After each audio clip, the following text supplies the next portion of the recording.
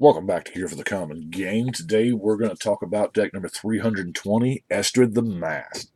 Figure why wait till the end? She is probably one of the more popular ones. I know I was super excited to build her. I can't really think of anything that I wanted to put in that I couldn't because I didn't have the card, but I really, really like her. Now, for 4 mana, she's going to come in and she's going to have 3 loyalty. Now,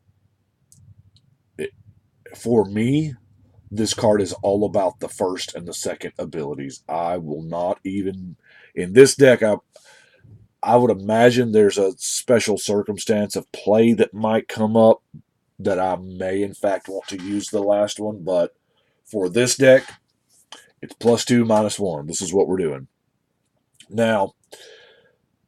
The aura that she creates is absolutely beautiful. It is a mask that, of course, has the totem armor. But the untap each enchanted permanent you control is what got me. And the fact that you can put this token aura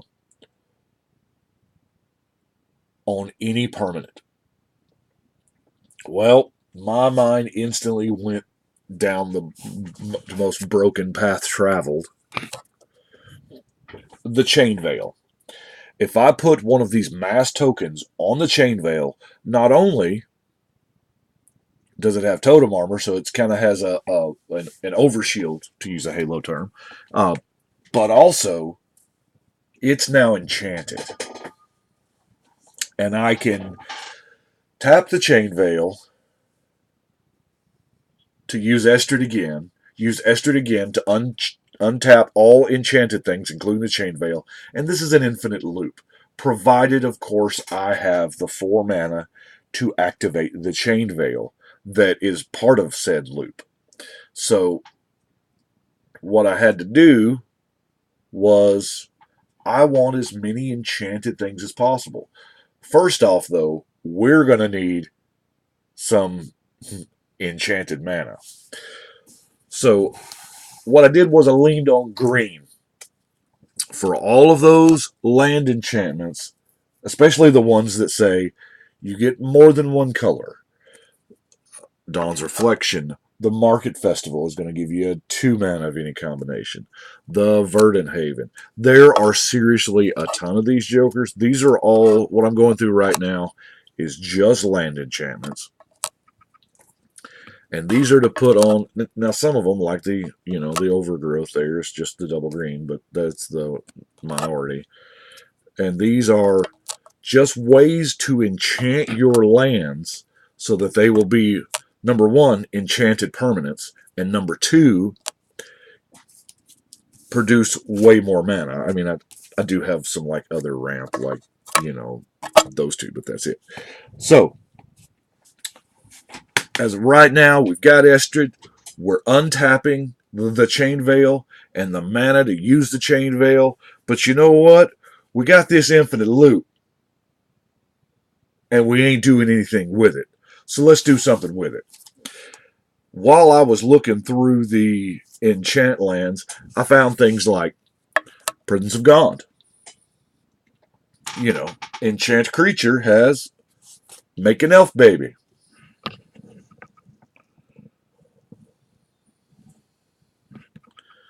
Come on, Glare. We don't like you. Squirrel Nest. Danny approved. He loves some squirrels. Leaf Drake Roost. These guys have evasion because they fly. Now, granted, it's mana colon, which is nowhere near as cool as like just tap, get a 5/5 beast. Of course, this Joker cost 8. So it's like, all right, so we've enchanted our land. So we're gonna, but I want to untap. I want to get max value here.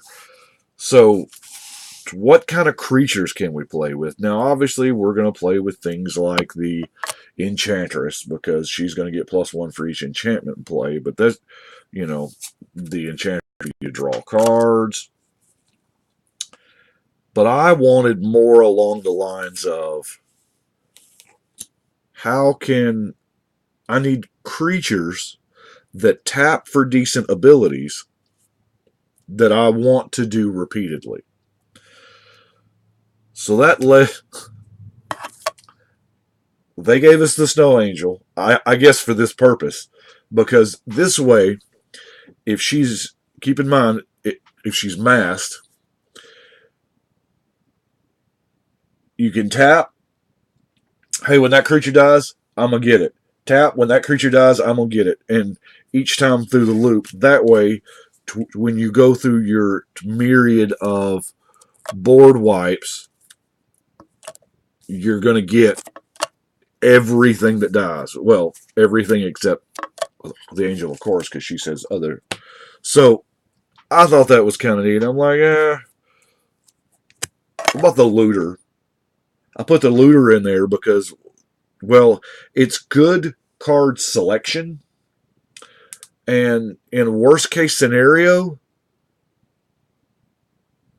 you might be able, I don't know about worst case, but in a bad scenario, you might be able to, like, start dumping your enchantments and get your ultimate off.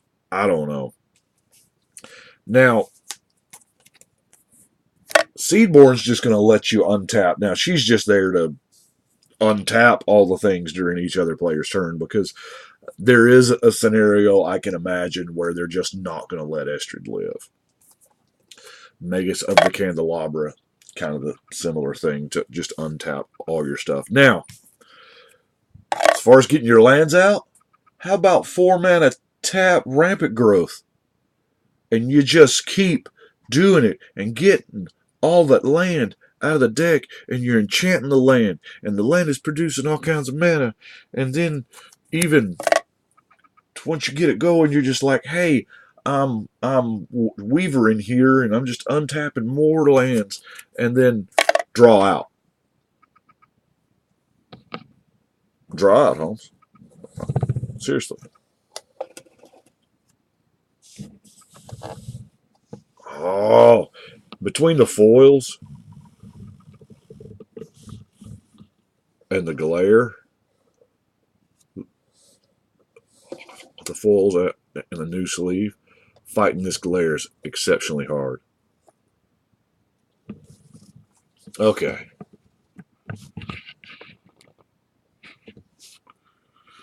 But if we're just gonna keep tapping and untapping, Prodigal Sorcerer. It's kind of old school. It's kind of slow as all get out, but I mean, once you're talking infinite, it's infinite. Prodigal Sorcerer is the original way to just close out the game because Timmy is bad. He is amazing. Now, Shalai also can put counters on your whatever, your beast or drakes or elves or whatever. I mean, if you're producing, Shalai may be a little more win more in that instance, but it does give your commander hexproof because your commander's a walker. So that's really kind of why it's in here. Speaking of Planeswalker, I'm bringing another Jace because to have infinite activations of walkers, it seems like I should probably have more than one walker. So, henceforth, that's why, henceforth is the wrong word, but that's why I'm running a Jace because not only is it some card draw, it's actually a kind of a win con, because if you can activate this Jace infinitely, then hey, you're milling somebody. I have an Oath of Teferi in there just as kind of a insurance / backup. Now, Wargate. Wargate, the real MVP. Okay? Because this Joker, tutor into play. This is I've got to have my Chain Veil right now. Yeah. Now, if you've got your Chain Veil, you can go get something else, but more than likely, this is your other Chain Veil because, yeah, a good deck would have, Enlightened Tutor and stuff like that. But Now, I'm running the Hermetic Study because it is an enchantment, so it does whatever you put it on, can infinitely untap, and let's face it, it gives whatever creature it is the enchantment ability. Hey, hey man, how'd you lose? Enchantress. Oh, he drew a bunch of. No, no, no. The Enchantress literally pinged me 40 times. I love it. Um, Mimic Vat is another artifact that, I mean, yeah, I don't know if you're going to mask it or not, but if you do, depending on what dies, this could, I mean, you could make a ton of just ridiculous things over and over and over again. Now, Steel Artifact is, of course, going to steal, obviously, their best artifact, but it's going to be yours. And then it's going to be enchanted. So we're going to look out for artifacts that tap to do cool things. Like, I don't know, add a bunch of mana, do a bunch of things. And that Steel Artifact kind of led me down a path of the, let's just say the control magic path. Because we got the control magic and the persuasion, the corrupted conscience, because, you know, if you're going to steal it, you might as well give it infect. Sure, why not? Threads of Disloyalty is going to get those little cheap creatures that don't attack. And then I was like, you know what? I come across Confiscate. That's what started me down this particular rabbit hole, was Confiscate. And the fact that it just says enchant permanent. It's like, I can steal anything. I can steal anything, dog. And then I was like, wait a minute. That in Bolus's Clutches also says enchant permanent. So does Take Possession. I can take the lands, Planeswalkers, although probably not Planeswalkers, because Planeswalkers really don't tap to do abilities, and we want things that tap. We want creatures, we want artifacts, we want lands, things that tap to do abilities so that we can untap them when we go crazy infinite with our general. So the enchant permanent is kind of nowhere near as narrow. So the Curator's Ward, which was the last one, it's not a theft. It's a, I'm going to keep my chain veil safe. Hexproof's pretty good.